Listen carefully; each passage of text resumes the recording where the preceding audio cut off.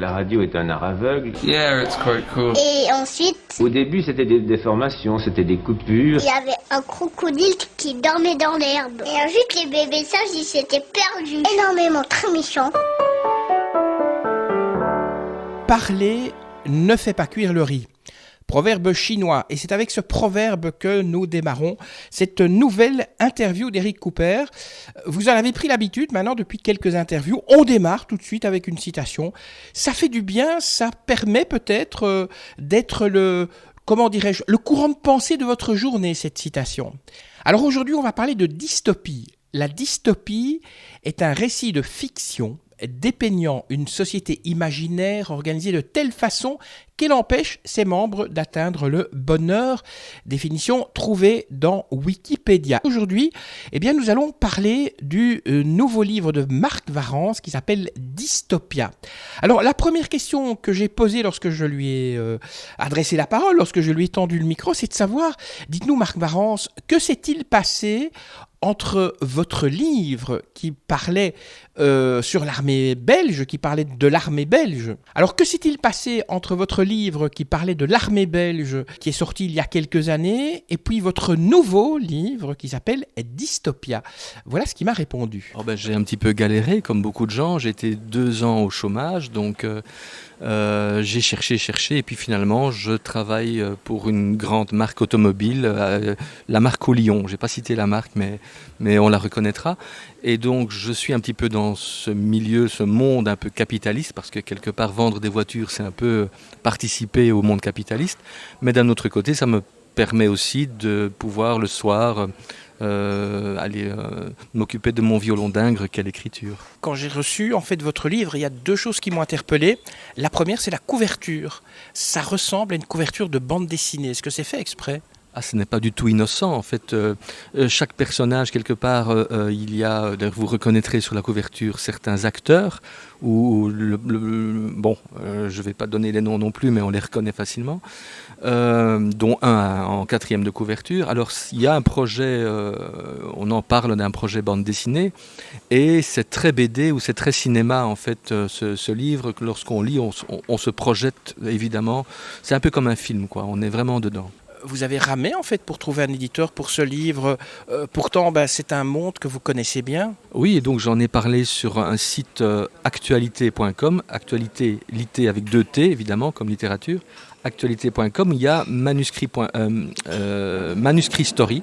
Vous faites manuscrit story, vous allez avoir 13 ou 14 épisodes où je raconte la recherche d'une maison d'édition pour un auteur lambda, un candidat auteur, et la difficulté de trouver une maison d'édition qui ait, je vais dire, le pouvoir de bien diffuser et distribuer les livres, parce que les petits éditeurs, en général, n'ont pas ce pouvoir de diffusion et distribution.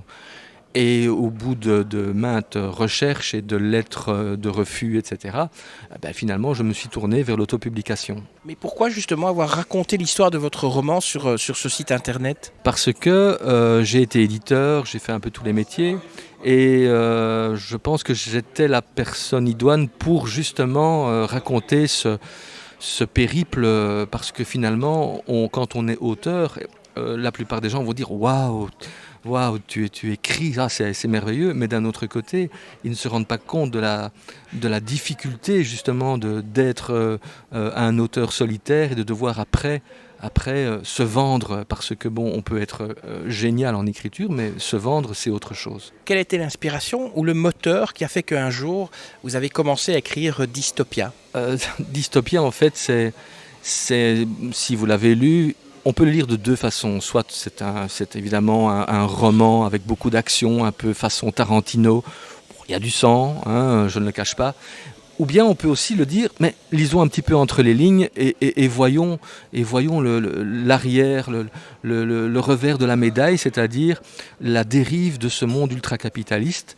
Et donc là, ce monde est arrivé dans le mur, on est en 2030, et j'ai voulu raconter cette histoire parce que d'abord j'ai 2 enfants, parce que la génération Y et maintenant la génération Z va être confrontée à ce monde ultra-capitaliste qui est cruel, très très dur. Et donc, j'ai voulu un petit peu dénoncer certaines dérives. Une dystopie, c'est quoi exactement ? Alors, une dystopie, c'est une contre-utopie. C'est-à-dire que vous êtes projeté dans un avenir proche, mais surtout sombre. Voilà, donc bien sûr, je suis quelqu'un d'optimiste, mais si on veut être un tant soit peu réaliste et essayer de faire changer les choses, c'est aussi par l'écriture, c'est aussi par l'art. Et dans l'histoire, quelque artiste que ce soit par l'écriture, la peinture, la chanson ou l'humour, c'est une façon d'alerter le public. Donc en fait, une dystopie, c'est plus cauchemardesque qu'une utopie en fait. Oui, ouais, bien sûr, c'est une contre-utopie, donc c'est l'inverse si vous voulez. Mais cauchemardesque, non, parce que on peut voir les choses de manière assez noire, mais bon, il y a toujours derrière, on peut toujours mettre derrière quelque optimisme, c'est toujours possible. Après, il faut essayer justement de se battre pour changer les choses. De quel roman dystopique, en fait, votre roman se rapproche le plus? Est-ce que c'est Le meilleur des mondes d'Aldous Huxley, 1984 de George Orwell ou La planète des singes de Pierre Boulle? Ah ben, ce serait un grand honneur de me comparer à ces gens-là. Maintenant, quand on écrit, on ne pense pas à ce qui... Bon, j'ai lu les trois. C'est vrai que quand j'étais gamin, j'avais lu 84, qui a déjà été écrit en 48. Mais ça m'avait frappé.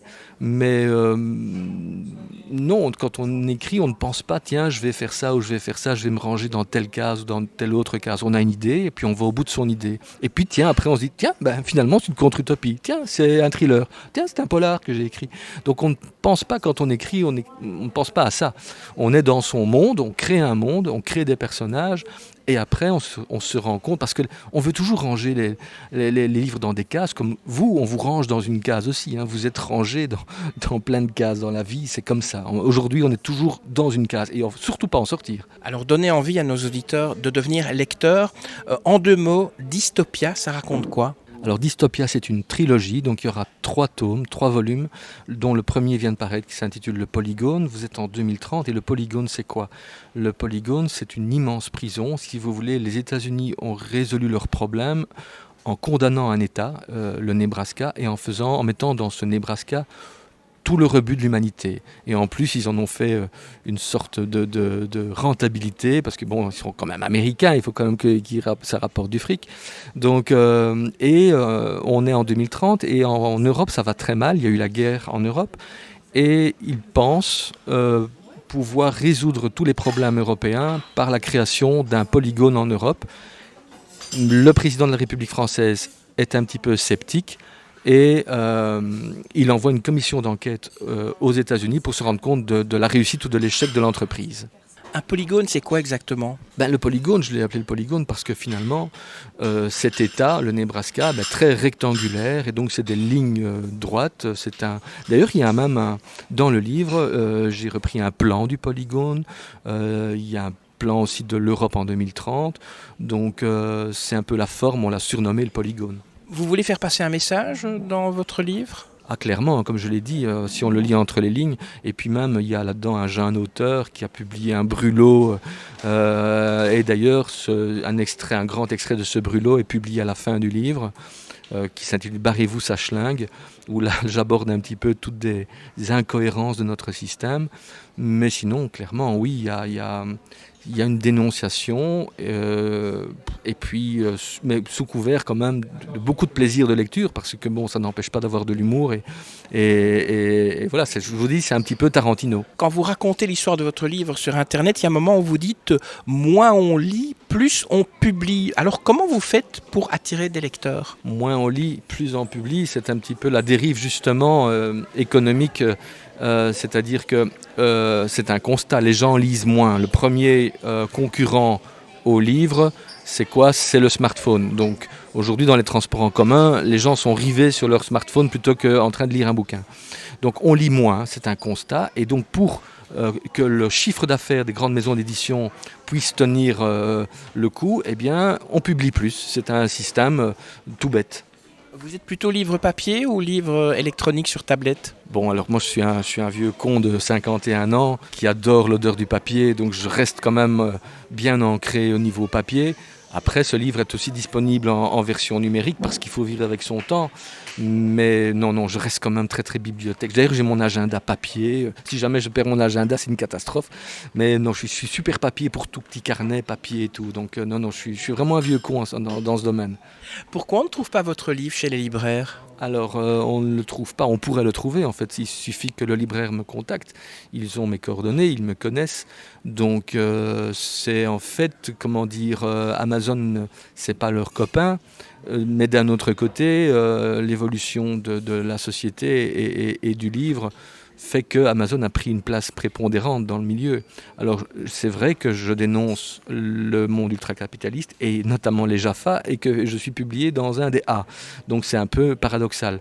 Mais c'est justement, je cultive ce paradoxe parce que ça démontre que si quelqu'un comme moi est obligé quelque part d'auto-publier sur Amazon, c'est que le monde va vraiment vraiment très mal et qu'il est peuplé un peu trop de cons qui n'ont pas réagi et qui n'ont pas fait les choses pour que ça change. Alors le problème, c'est qu'à force de se tirer les uns sur les autres quand on est libraire, plutôt que de se mettre tous ensemble autour d'une table et d'essayer de changer les choses, voilà ce que ça donne.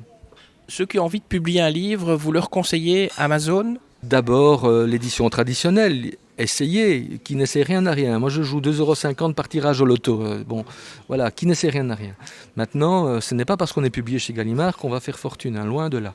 Il y a plein d'exemples, plein de gens qui vont vous dire, oui, c'est magnifique chez Gallimard, mais c'est pas pour ça qu'on va faire un best-seller. Un best-seller, c'est autre chose. C'est une recette de cuisine, et c'est une recette de cuisine qui est mise en avant par les grandes maisons, d'un point de vue publicitaire, communication. Ils font des campagnes métro et tout ce que vous voulez. Et en fait, on fait acheter aux gens ce que l'on veut, comme on fait voter les gens pour qui on veut. Le fait que vous êtes, publié par Amazon fait que vous avez parfois difficile à avoir des articles dans la presse ? Non, il y a des règles. Je veux dire, les journalistes, les grands médias rechignent à, parler d'un auteur autopublié sous prétexte qu'il n'est pas diffusé ou distribué en librairie et que donc ce sera compliqué. Alors qu'en fait, l'auteur autopublié pourrait être le premier interlocuteur du libraire et finalement diminuer le nombre d'intermédiaires et permettre même parfois au libraire de gagner plus. C'est juste une question de volonté. Alors quand un libraire dit oui, il faut que je lise les bouquins parce qu'il y a beaucoup de mauvais chez les auteurs autopubliés, c'est vrai, il y a beaucoup de mauvais. Ceci dit, il y a beaucoup de mauvais bouquins dans les librairies qui sont publiés par des grandes maisons. Donc en fait, et puis il y a pour tous les goûts. Si demain vous êtes libraire, vous n'aimez pas Daniel Steele, si quelqu'un rentre veut un Daniel Steele, c'est pas la meilleure littérature. Bon, peut-être, et encore, mais il ne faut pas refuser de lui vendre parce que sous prétexte que c'est mauvais. Donc non, c'est peut-être bon pour une partie des gens qui aiment ce style d'écriture, et puis c'est tout, c'est comme ça, les goûts et les couleurs, ça ne se discute pas. La Belgique, c'est une question un peu politique là, c'est une utopie ou une dystopie ? Ni l'un ni l'autre, c'est une grosse connerie en fait. Politiquement parlant, c'est inimaginable, c'est surréaliste en fait. D'ailleurs, les deux Van de Lannotte et Renders me font beaucoup rire, mais presque pleurer en fait. Donc voilà, c'est dramatique en fait, et tout le monde s'en fout. Voilà, c'est comme ça, c'est la Belgique. Est-ce qu'on pourrait un jour avoir une adaptation cinématographique de Dystopia ? Ah dis donc, alors là Eric, si c'est le cas, on fait un super resto, parce que alors là c'est justement le loto, ça coûte moins que 2,50 € et puis ça rapporte beaucoup plus. Et si justement il y a une adaptation, vous prendriez un réalisateur belge ou américain ? Le premier qui se présente, pour moi c'est bon, faut pas...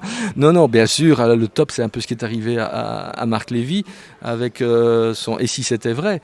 Il était vendu à le plus connu, réalisateur américain, avant même sa publication en livre.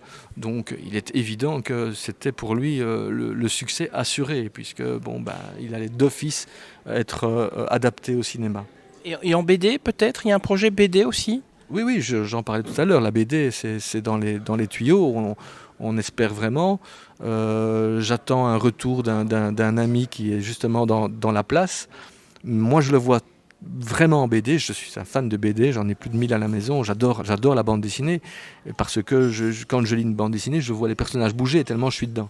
Donc c'est un peu le même principe pour les livres, une fois qu'on est dedans, bon, je vais prendre encore un grand succès, La vérité sur l'affaire Rick Hébert, bon, j'étais dedans, quoi.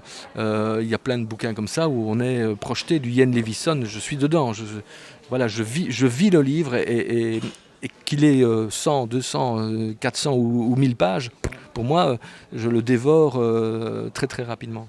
On va terminer, une dernière question. Vos projets, c'est quoi? Le 2e tome, 3e tome, un nouveau roman? Alors, il y a 2 2e tomes qui doivent être en préparation. Donc, il y a le 2e tome de Dystopia qui va s'intituler Ziggy. Et il y a le 2e tome de Parle-moi de lui.